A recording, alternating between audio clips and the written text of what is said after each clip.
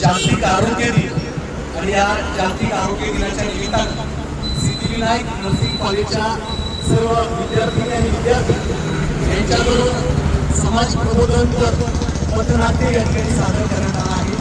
आपल्या रोजच्या सवयी आणि त्यातून आपण ज्या पद्धतीनं योग्य आहार घेतला पाहिजे, व्यसनापासून दूर राहिलं पाहिजे आणि कुठली तक्रार या ठिकाणी शारीरिक व्याधी जर निर्माण झाली तर वेळी आपण डॉक्टरांचा सल्ला घेतला पाहिजे। या संदर्भात एक प्रबोधनात्मक पथनाट्य अतिशय सुंदर रीतीनं या सर्व विद्यार्थ्यांनी आणि विद्यार्थिनींनी या ठिकाणी सादर केलं आहे।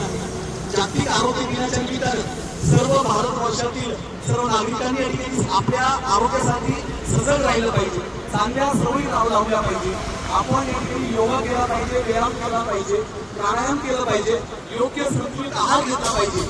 आजच्या धकाधकीच्या जीवनामध्ये आपण जे फास्ट फूड खातोय, आपण जे केमिकल युक्त काही गोष्टी खातोय याचा परिणाम आपल्या शरीरावर होतोय। कोणी पोटाचे आजार असतील, व्यसनामुळे पोटाचा कॅन्सर असेल, पोटाचा कॅन्सर असेल, अनेक समस्या या ठिकाणी नागरिकांना त्या समस्यांना तोंड द्यावं लागते। आज या जागतिक आरोग्य दिनाच्या निमित्तानं सर्व विद्यार्थ्यांनी सामाजिक प्रबोधन केलं, त्याबद्दल मी त्या सर्वांचा आभारी आहे।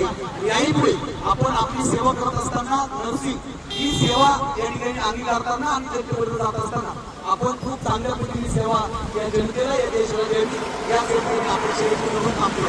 जय हिंद।